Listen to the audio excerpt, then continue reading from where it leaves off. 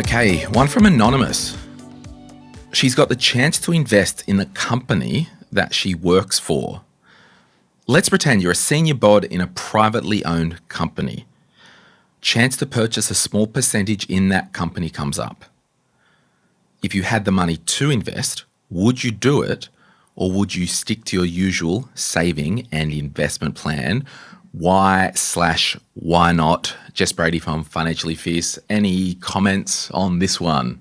Yeah, look, I think if you have conviction in the company, which hopefully you do because you're there and you work there, yeah, sure. I think it can be a really great opportunity. It also gives you skin in the game. So, you know, if you're working really hard and the business grows, that you're going to get a part of that as well. What I have often seen happen, though, is it actually gets too much. So you can get overweight quite quickly, obviously, depending on how the business goes. And look, I don't know in terms of how this would be structured, what this means, if it's buying through an employee share scheme, buying at a discounted rate, getting options, getting restricted stock units or RSUs. So I think there's some complexity in terms of how you would be getting them and what you would need to think through. But if you're not prepared to put your own money in for the company that you're working for, I think that signals that maybe it's not the company for you. And so perhaps, you know, if you're not prepared to put your money there, do you want to work there? I don't know. I wouldn't want to work for someone where I wouldn't want to put money in. Why are you giving me that face? No good? Do you disagree? No, and this is why I just love to talk about this.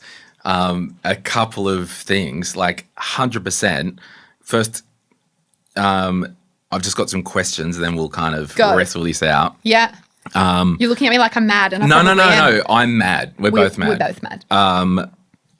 When you said you could end up overweight, do you mean proportionally to your own portfolio or own too much of the private company that you own? In your own portfolio. Okay, cool. And depending on how the company goes, you know, if you look at like the Canvas of the world or the Atlassians, et cetera, you had people who joined there from the very early point. And, you know, everyone wants to be part of the next unicorn and very, very few of them turn out like that. But the tax obligations that many of those employees then had to pay were astronomical. And so, you know, you had all these people, some of them, you know, were my one-on-one clients that were, you know, on paper really wealthy, but actually struggling to be able to afford even the tax obligations every year. And so you want to understand, you know, what are the cascading implications if this goes really well? And clearly this is a good problem to have. But yeah, I think overall as part of your total portfolio, because company valuations can change and they can change quite quickly. And so if you end up buying too much as an overall percentage, you're really wedded not only from an income perspective, but also from an overall asset perspective for that company to do quite well. And lo and behold, the time where it all goes belly up is probably A, when you're being made redundant, and or when the share price goes down if they've gone public. That's not the time where you want to be overweight in a particular company. So I just think I've watched a lot of people who have, you know, had a long tenure in an organization, particularly one that's had rapid growth. A huge portion of their personal portfolio is in their workplace. Yeah. And we've had to have big conversations about diversification. But if you're getting the opportunity to buy in, if the numbers stack up and it makes sense and you can afford it, and that's another piece as well, and you've got conviction that the company is, you know, heading down the right path, why wouldn't you? Well, yeah, I agree with everything you said, but I'd probably counter it with it's important to know what we're dealing with, because the answer could be different for a couple of different companies. Completely. So I'll use an example. They've said a privately owned company that they work for. What if it was a small accounting firm or marketing agency? There was a, husband and wife director, 3 or 4 employees. You know, why do they want you to come in? Number one, I don't like it if they're like, yeah, we'll cover 5% to you. Yeah. Because for me, that's golden handcuffs. I don't want the drama. Do you want to explain what golden handcuffs are? Because I was thinking exactly the same thing. Yeah, so effectively a golden handcuff is you pretty much cuffed to the company. Yeah. And golden means money, basically. There's like a lure for you to stay. There's a lure for you to stay and buy in. And people feel trapped in that scenario. That's right. So if it was that situation, I'll just work for you, just pay me well. Yeah. I'll go home after work. If this doesn't work out, that's fine. I can just leave. It's, you know. Now, what if it is that same company and it was a clear succession plan? Hey, Jess, you've been here 7 years. we think that you're it to take this small practice or business over. We want to look at you buying in over the next 5 years with a view we're retiring in 10 years. We want you to be it. So that's okay, I can see this is a bigger thing and it's a buy-in and happy days, right? If you want your own business one day, clear succession plan. Yeah. Now, on the other side of the coin, if it's a big private company and there's heaps of people and it's, Pre-IPO, all that, sure, I might take a little bit if it's a discount, but I think that even if it's not pre-IPO, if it's a big, private company, 500 people, here you have 0.5%, I'm like, nah, don't heaps care. If it's Instagram and there's 13 of you and they're building this to, have future growth and go to town, yeah, I'll buy it. So I think it's one of those things where I don't know if I can say yes or no because we don't have the details, but these are the things that you need to think about. Yeah. And to the point, like you were saying before, with all of the details, they can vary so significantly. If you're on an employee share scheme, are you getting them at a 15% discount to what, the last or the lowest has been over the last 6 months? Are you getting them at the normal rate? Are you able to pay with pre-tax dollars?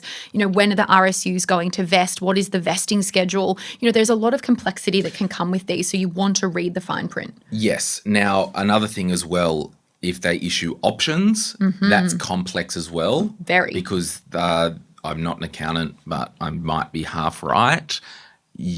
I know in Australia, I don't know if the law has changed. It was a big problem. You were taxed on the option when you received it, not when it was executed. And there's also a strike price that you have to understand as well. Yeah. So with all that, and then if we're buying into a company, well, what's it worth? So in a privately owned company, okay, what's the company worth? Can I get the financials, take it to my own accountant, get them to have a look at it? They've said it's worth $3 million. They want me to put $100,000 in.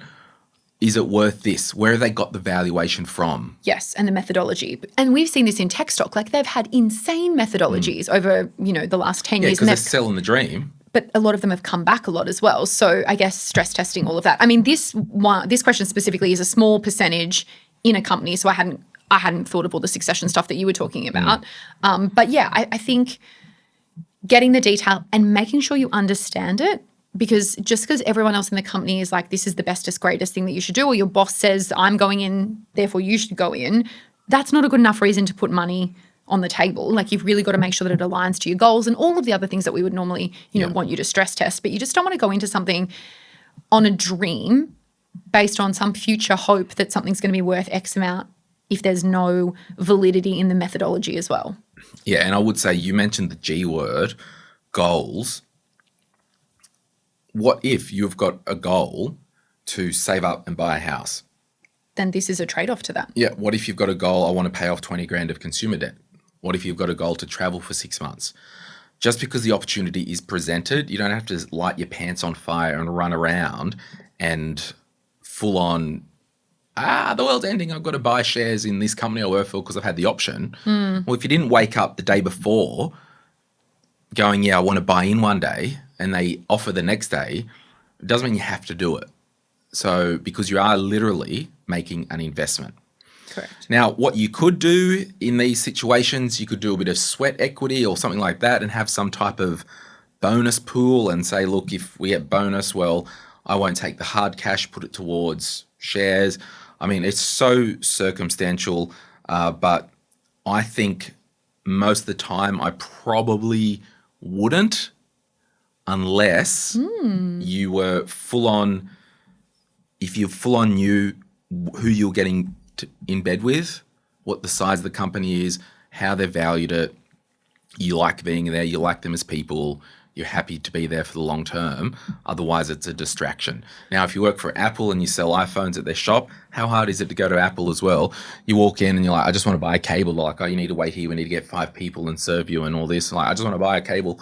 Anyway, so if you work for Apple and you get part of the share plan just for being there, sure, whatever, I'll take it. But if we're talking significant amounts of money, I'm literally going, okay. Are we doing this? I also would want to know, how do I sell these?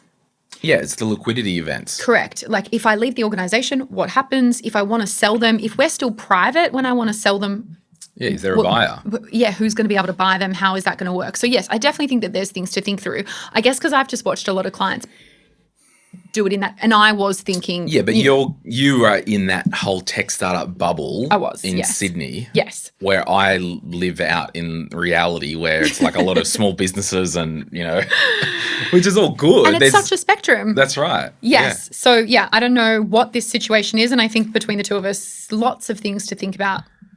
But yeah, I would do it if I had conviction in the company and it didn't derail me from my other goals. And I didn't hate the management. And I didn't hate the management, because that is who you are effectively becoming business owners with. Yeah. This episode is brought to you by Sphere Home Loans. Hey, we are pro mortgage broker here.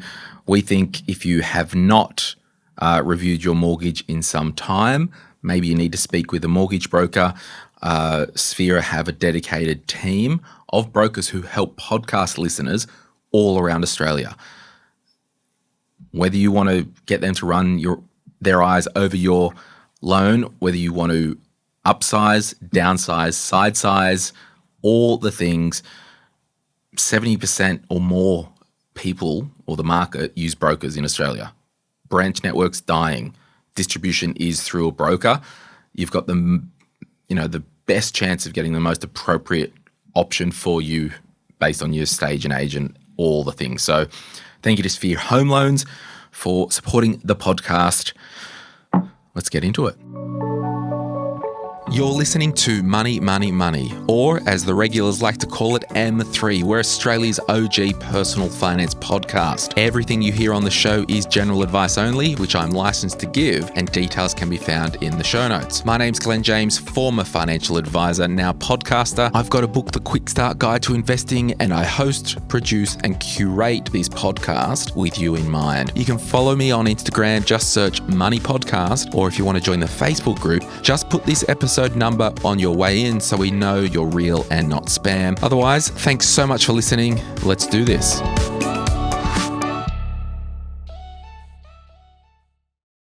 All right.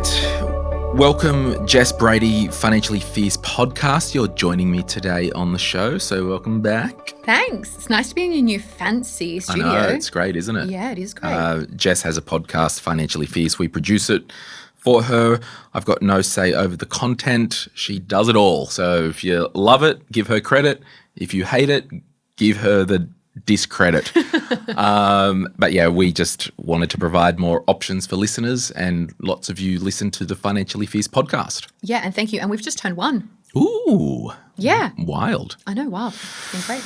Yeah. Hey, I haven't talked about this for a while. People love my rants when I talk about the chess versus non-chess debate. There is a question here, also anonymous. Chess versus custodian for tax reporting. Hi all. Looking to DCA, that's dollar cost average, into a couple of ETFs long-term with potential small sells here and there. Why are we doing potential small sells here and there? Anyway, I'm wondering which model, chess or custodian, would be the simplest when it comes to tax report. Custodian, next question. Let's move on. I've bought a few individual stocks, Chess sponsored, in the past and always dreaded tax time having to deal with buy-sell reconciliation, especially when making multiple buy-sells of the same stock through DCAing and offloading. I believe both Chess and custodian models have different reporting methods, and I'm wondering if one is simpler than the other. Any insight and recommendation would be appreciated. Cheers. Do you want to go first on your views on this, or do you want me to keep on this rampage? Oh, I like you on a rant. Go on a rant and then I'll add my bits. Okay. Children, gather around. You've got to understand, number one, this question has said there's different reporting methods. When you've got a broker account, in theory, there's no quote-unquote reporting. You get a statement or whatever on this many shares, this company. If you sell, off, blah, blah, blah. I'll step back for those new at home. Chess is the ASX clearing house electronic subscriber system. Probably got that wrong, but sub-register system, whatever it is. Yeah. That's annoying me. Are you going to talk about HINs? Yeah, I will, but I just had a total mind blank. Oh, you could have said anything and I would have gone, yeah, it sounds about right. Yeah, I think I was right. Yeah. Clearinghouse electronic sub-register system, whatever. So basically, that's the register on the ASX of what parcels of shares have been traded and where those shares are sitting. Each person who buys shares or each entity has what they call a HIN, holder identification number, and effectively if I open a new brokerage account, that broker is what they call my Chess sponsor. So if I log into CommSec, buy 300 CBA shares, it will say HIN, Glen James, this number, CBA shares there. So the custodian is when you have, they call it an omnibus HIN, a company, custodian, if you will, has one HIN that they use for lots of different investors. All the people on the bus. All the people on the bus. So the purest argument is I only buy ETFs and shares that are Chess sponsored because if something goes down, I've got the HIN, I own the shares. Okay, that's cute. And true. And true. However, brokerage accounts do not really provide reporting. So if you had a CommSec, NabTrade, SelfWealth, Perla, any CMC, any brokerages that are Chess sponsored, you'd have to plug in some type of tool, if you want, you don't have to, like ShareSite, that tracks the date or the day, the amount of shares and the share price for purchases and sales and how many parcels of shares in each transaction. So in 3, 4, 5, 7 years' time, 30 years' time, you can say, okay, we bought this parcel of shares back in 1992. This is the tax, the growth. You've got to do that reporting. Yeah, because you don't want to do that manually. When dividends are paid or distributions from ETFs, you've got to track that as well for your own tax reporting. Whether you use like a ShareSite, whether you use your own spreadsheet, whether you at the end of the year give all the documents to an accountant or if it's fed through the ATO, there you go, you work it out. So a lot of purists think that I only use Chess sponsored because it's the only way to go. I think if you are that pure, you might not understand the reality of the world that we live in. If you're a purist that only does Chess sponsored ETFs, well, you don't actually own the underlying shares anyway. The company that you bought the ETF through own the shares. So yeah, purist, you own the units in the ETF. Awesome, that's cute. The minute you want to buy any shares through CommSec, NabTrade, SelfWealth that are not in Australia, you're exiting the Chess system anyway, and you're going back to custody. So Custodial, yeah. Yeah. So basically, I don't care what anyone does. I'm sleeping just as well tonight. But if you're going to be that pure, you need to run that standard in your whole life. Most people that invest outside of super in their own name, that are purists with Chess, guess what? Most of you would have more super than the money outside of super that's pure on Chess. And all your super's on custody with a superannuation super trustee. So what are you doing? Now, full disclosure, I don't have any of my equities direct through a Chess sponsor. Really? No, why would I? Okay. I don't know, I have a mix. Yeah. I have a mix. Yeah. Yeah. So the reason I don't is because I want tax reporting sorted out. Now there are 100%, some legitimate reasons, like you might have a self-managed super fund and you've got direct equity portfolio only, no ETFs, sure, go get a Chess sponsor, do it. But I just think you need to understand, and everyone out there in Reddit and Facebook land and all that stuff, when someone politely asks, hey, what broker should I invest in? They're just so dogged with this, you got to get a Chess broker, you got to get a Chess broker, and just confusing people. Are you on Reddit? You have to stay away from Reddit. I can feel That's the fun. anger. I think there's also a piece here around just the efficiencies that you can get from a cost perspective when you are doing the custodial. So I think that there are pros and cons depending on what's important to you and what you want. Like there's no one perfect answer, which people get really frustrated at because it's like, well, what's important to you? What are you really looking for? Well, there's a perfect answer. Understand what you're doing and then do it and tell Glen to shut up because you've got your reason and you understand it. Totally. But you just got to figure out what that reason is Yeah. because that'll lend you to Yeah. the option that's going to work best for you. It's just hard when you don't know what is the priority in terms of owning that directly or maybe it's that actually fees are really important and being able to aggregate those and have fractional options and, all that sort of stuff, that becomes a priority. And that's what I would say. If you're one of these Chess zealots and you've got a Self-Wealth account, Perler account, NAB Trade account or CommSec account and you're a Chess zealot and you've got ETFs on ASX and you've got direct equities in the US, but probably are because don't be a zealot because you're actually doing the opposite of your zealotness. So we'll be back right after this.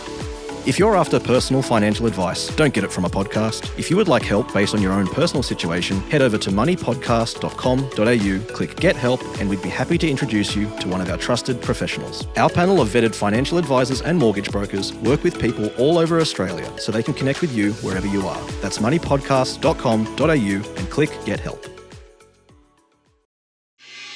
Before we get back into the show, I'd like to encourage you to protect your financial life. Now, what does that mean? It means having income protection insurance in place. It means having death cover in place if you do have debt or dependents. It means having your suite of personal insurances sorted. I know you insure your car. I know you insure your house. Why not insure you? I really want to encourage you to reach out to Sky Wealth. They support the podcast. They are specialist financial advisors who can look at your situation, walk through a heap of options personalized to you. It's usually far more comprehensive and competitively priced than going direct to your super fund. You must see a specialist financial advisor for your insurance. You can head to sky.com.au, that's skye.com.au, to book a complimentary 15-minute chat and the team can point you in the right direction. Like all good cults, we need a place to hang out together. That's our Facebook group. If you are going to join the Money, Money, Money podcast Facebook group, just put you heard about the group through the podcast and put this episode number that you're listening to. That way we know that you're not a spam account. Otherwise, you can catch me on Instagram at moneypodcast.aus. Thanks so much for listening. Thanks to Sky Wealth. Let's get back into the show.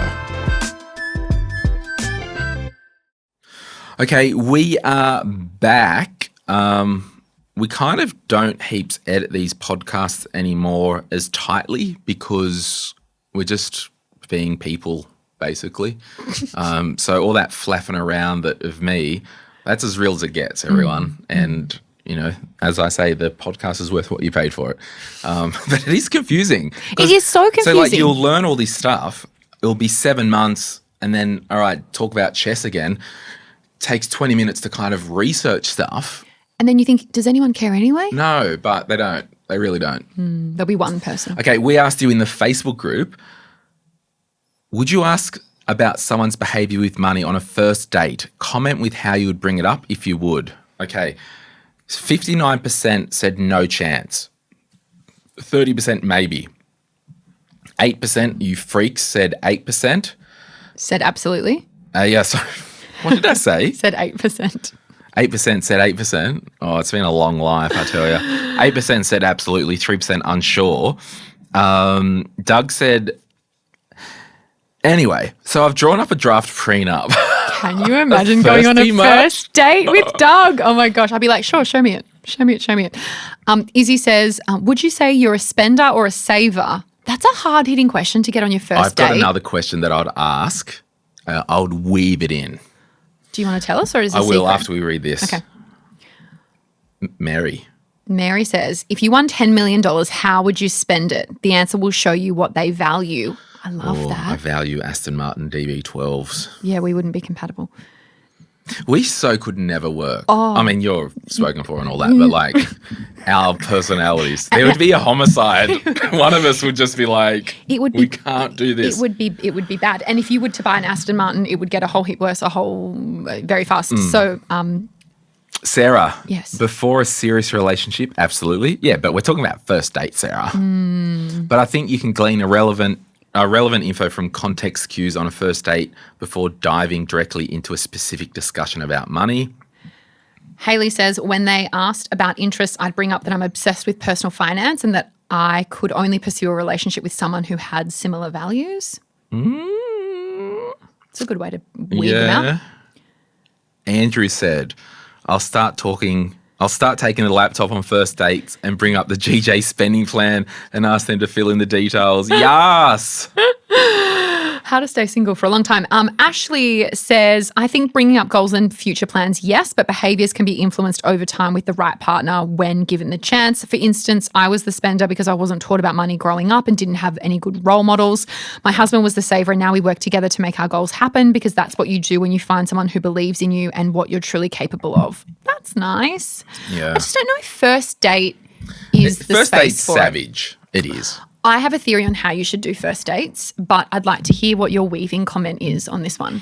Yeah, so what I would probably do if I wanted to know, like if you were in the money Facebook group and you were like that, Haley was like, I'm obsessed with personal finance. What I'd probably do is be like, hey, Jess, lovely to meet you. We should role play a first date with us. We are not going on a date. No. We're not, but like role play right here. Obviously, I'm joking. Yeah, cool, let's go. We've actually got coffee, so we're here. Hi, Jess, Glen. I can't leave over. Sorry. Nice to meet you, Jess. Nice to meet you. So, did you have trouble with the car parking? Yeah, there was an Aston Martin parked in over 2 spots. Yeah, what jerk. I'm like, oh, yeah. Anyway, we've chatted. We're sipping tea. Oh, so you listen to any podcasts, Jess? Oh, yeah, I'm obsessed with a few of them. Oh, okay. What do you listen to? Oh, I listen to some money podcasts. Okay. I listen to some history podcasts. I listen to some crime podcasts. Yeah, right. Okay, so the money podcast, that's a bit weird, isn't it? Why? I don't know, like, are you into money or something? Yeah. I'm just oblivious to it. Yeah, at this point, I'd probably be like, "It was so nice to meet you." Is this what you're thinking? That's the weave. So you could be like, I listen to podcast. Like, what do you listen to podcasts? Oh yeah, I love true crime. Oh, what about? Okay, kids, the art of a conversation. Everyone, it's like a game of tennis. Hit the ball back. Don't sit there on your first date and spend all the time talking. You might be nervous. You just got to think tennis. Good one. Don't ever take dating advice from me. I was thinking we should not be giving I'm not sure you and I are very qualified to give dating advice, but but here I go. I think that your first date should be a coffee date. In the day. Half an hour only. Your job is not to figure out whether to talk about money on the first date. Your job is to figure out, are they who they say they were? Would I like to see them ever again? Yeah. So it's like your fake first date, and then it's cheap. You don't owe anyone anything. I think particularly as a female, a lot of men feel a burden to have to pay for a date, and a lot of women are very uncomfortable about who should pay, what should it look like, and all of those weird things. When you're talking about a $4.50 coffee, it just takes all of it's not a big thing. Yeah, that's a good call out, because at least if you might be back out there this year, Jess, Yeah. So I'll only be doing coffee. Yeah, but also you have not wasted your most precious asset, which is time. That's right. You've not given up a whole night to have dinner with a random person that you realise in the first 10 minutes you're not compatible with. I couldn't think of anything worse. I would want to emergency jump out the window. Yeah. So on that, that could be a light way, one, who cares if they're into money or not on the first date? I don't think I've ever asked about it on the first date. But I think naturally when telling people what I do, there is normally some banter around how people think about money. But if you're an average punter, you can be like, yeah, I listened to this money podcast. It's awesome. Like, recruit for us. But like their response, you'll know. And they're like, oh, why do you listen to that? Like what I did. Or why are you doing that? Yeah. Or, oh, you're into personal finance. Or, okay, if they don't say money stuff, they go, I'm really into this true crime. Oh, what do you like about the true crime? Like, use that as conversational tools. Yes. Another way you can do it, you probably wouldn't, What were you going with? Well, okay, if you are a financial advisor listening, or a mortgage broker, or an accountant, or some type of professional that you need to work out what type of person someone is, you know what I used to ask people when I met them in a financial advice meeting, just casually? I'm like, got a random question for you. And they're like, what? I'm like, hypothetical, you have to fly down to Melbourne tomorrow from Sydney to Melbourne. Yes. Who are you flying with? Who's your go-to? Do you want my answer? Yeah. Jetstar. Okay. So I know you're cost conscious. Yeah. Straight off the bat. Yeah. Yeah, sweet. And they're really good. I think they get a bad rap a lot of the time. I know we're not going into that. I used to fly with Qantas a lot. Yeah. And I'll fly with them. I'll fly with whoever. So you can ask that fun question. I can also say, oh, Jess, I've really bad service here. Who are you with? Telstra. What? Oh, I just left. What plan are you on? No idea. Business plan. Okay. So that tells me you're high level, not in the weeds. Because some people will be like, I'm on the $39 a month unlimited data.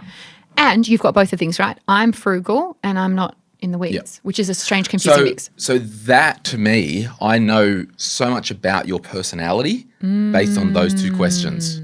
If someone asked me what mobile plan I was with on a date, I think we'd be really, But it's not that's going why well. I backtracked. I'm like, let's use this as sales tool, everyone. If you're in a position where you need to get to know a personality.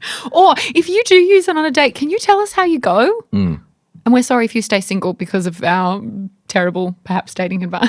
Yeah. I don't know. I just You should be qualified to give out this information. We are not qualified, Glenn, to be having these chats. But, Jesus. yeah, I don't know. Anyway, I like them. If you won the lotto, how would you spend it? One. Yeah, I think that's that's good. very insightful. Well done, How Mary. would you spend it? Did I tell you one of our listeners won Powerball? What? Yeah, 30 mil. What? No, you didn't. Yeah, they reached out for advice and I thought it was a typo. And then, anyway, I said this on the after party a few weeks ago, but if you're new, I'll kind of high level. And I'm like, oh gosh, I don't want them to get screwed. So I literally, I've done this like 3 times ever, 2 or 3 times. I wrote back, hey, this is a big deal. Would you like to jump on the phone and just have a bit of a chat? Like they went to one private bank thing and they're like, yeah, they're charging hundreds of thousands of dollars. And I'm like, whoa, Yeah. not necessary. I don't think I'd tell anyone, but there would be signs. Oh, yeah. There would be signs. If I suddenly have like a mini farm and like 1,700 animals, I've probably won the lotto. There'd be no Aston Martins. It would be the dirtiest car, which has dog hair probably everywhere. That'd be my dream, just to like go to the pound and be like, all of these, please. Yeah. I don't know what. See, this is weird, right? We talk about money and signs and all that, and it's so psychological. Like, sure, I probably would buy an Aston Martin if I won $30 million or $10 million, right?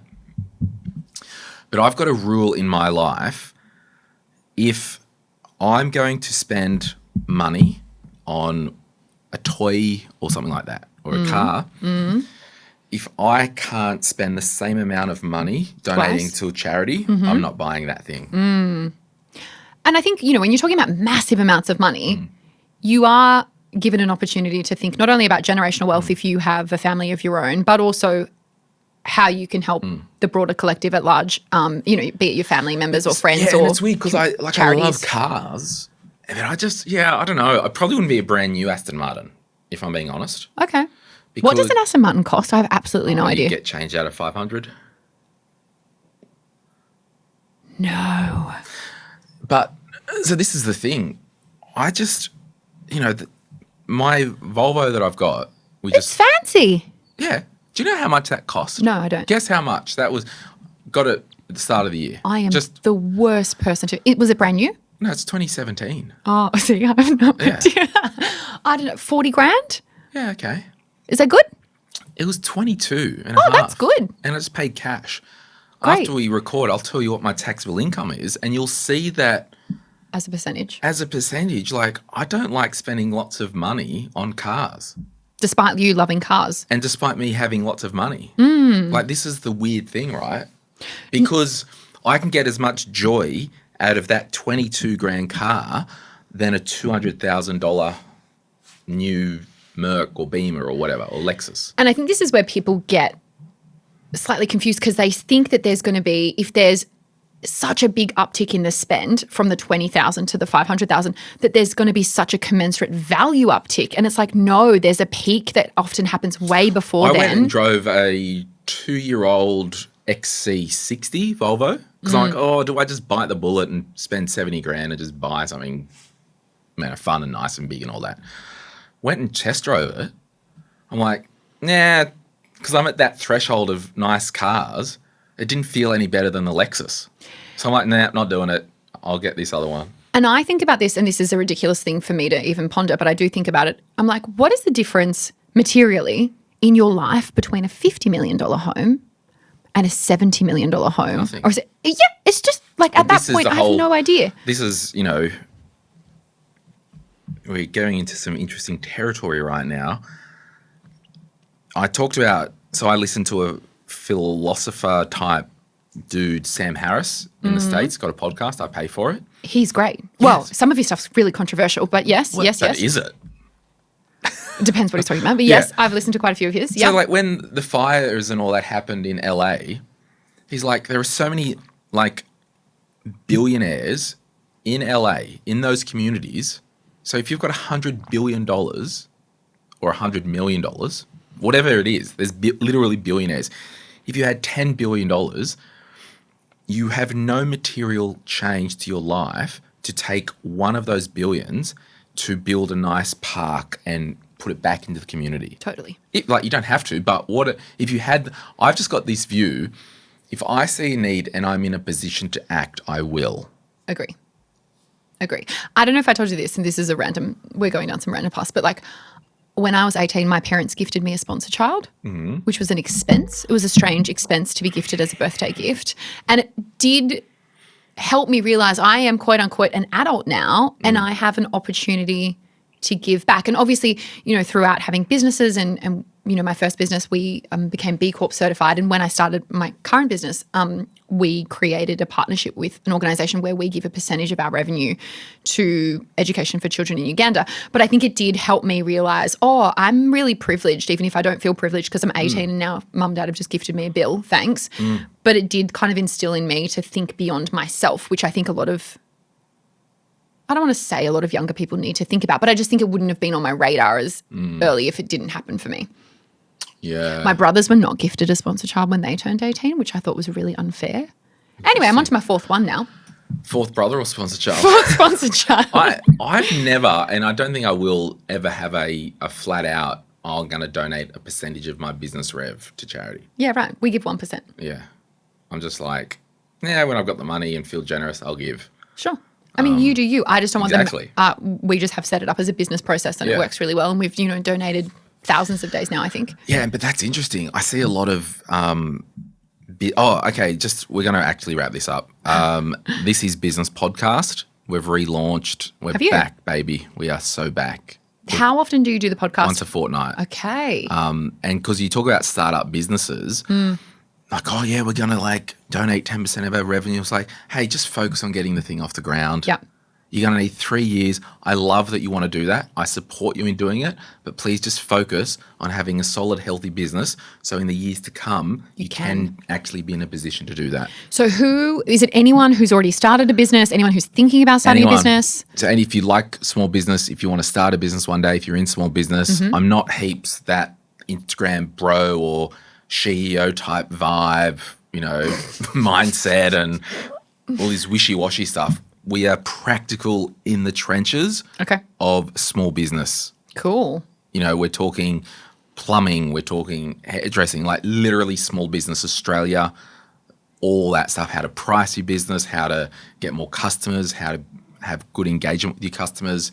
And Kayla and I host that. So if it's the first reboot episode isn't out now, go over and subscribe to This Is Business because it will be soon. Secondly and finally, we're going to wrap it up. Emily Wallace has departed on awesome terms. There's no scandals or anything like that. You made it sound like she died. No, dearly departed. She's moved on from This Is Property. So Thank you, Emily, for all your hard dedication, all the hard work. Yeah. You've helped so many people all over Australia with buying their first home and education on This Is Property. Agree. She's got a bit of an industry podcast she's doing now. She's got her own cracking business. And it was just time for her. And it's awesome. So, Cool. So there you go. Thank you, Emily Wallace. All right. You've been real. I've been Glen. This has been Jess Brady. Jess Brady. I think we've covered everything, haven't we, Jess? Well, we missed one of the questions just because we talked for so long on the other one. I was like, this will only be 35 minutes. Okay, see ya. Bye.